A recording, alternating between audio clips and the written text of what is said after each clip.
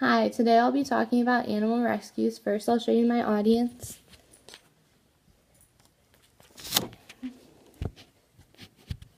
And I'll start by telling you Sophie's story.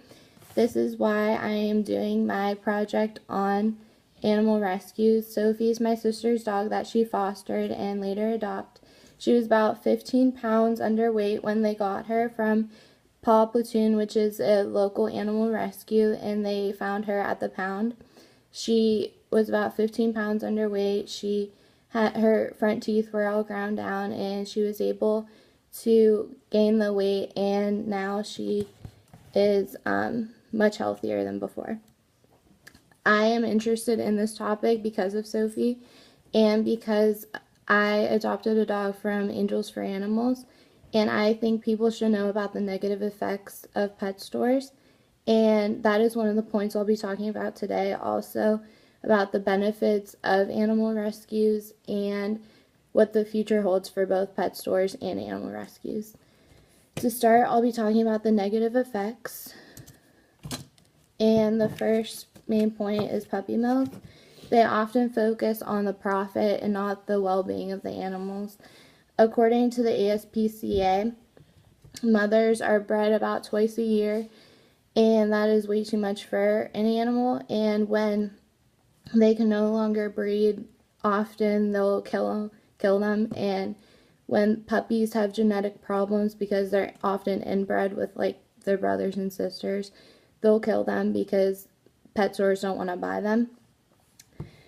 And then also the deplorable conditions. As you can see here, the cages are stacked on top of each other, and they're often not clean. There's feces and urine that are built up, and this leads, the deplorable conditions are because of the lack of guidelines. Only, according to Robin Katz, an article she wrote, only about 26 states have laws concerning the well-being of puppy mills, and less than 3,000 of the 10,000 puppy mills out there are regularly regulated, and they have the lack of guidelines that they have lead to the health problems of the puppies. And you can see the dark purple are the states that have strict guidelines and are regulated. The light purple have just guidelines regarding the conditions, and then the gray are the states that have absolutely no guidelines.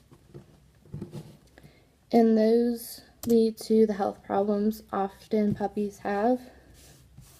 Around nearly 100% of the puppies being sold to pet stores have health problems. Often they're they have parasites. According to a Miss Colbert, that an article she wrote about the health problems the puppies face. The parasites are caused because of the conditions that they live in from the feces, and they're often very easily spread. On the opposite end of the spectrum, I'll be talking about the positive effects of pet rescues. And that's Paw Platoon, which is recently new within the last year, and Angels for Animals. Animal rescues often focus on the animal itself and not the profit. According to Jackie Kelly, an article she wrote, their dogs across the U.S. are often sold for around $100 to $200, and that those fees include the spay, the neuter, and any vaccines they have. And like I said, they're not for profit, so they focus on the animal. By focusing on the animal itself, it makes having or finding them a home their first priority, which helps the homelessness of animals. According to the Humane Society, around 8 million homeless animals are in the United States.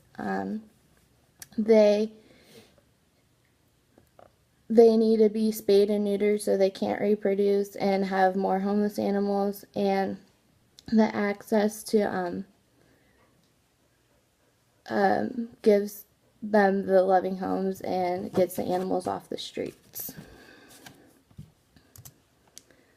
And then now I'll be talking about the future of the pet stores. People often buy into them, so they're just supporting the puppy mills, and it supports the inhumane conditions, and the costs are often upwards to the upper hundreds and even in the thousands that you'll find at something like Pet Harbor. And then to compare, I'll talk about the rescues. They support the less animals on the streets by spaying and neutering them. It decreases the need for pet stores, and it increases the overall health of the animals by getting them the vaccines. And of course, the cost is not going to rise unless if the cost of spaying and neutering and getting their vaccine rises. And I hope now you can see why animal rescues are the better option. I hope I was able to persuade you to adopt from animal rescues rather than pet stores. And to recap, I'll talk about the reasons why you should choose animal rescues, and those are, of course, the puppy mills and the overall benefits of the animal rescues in the future that holds for both of them.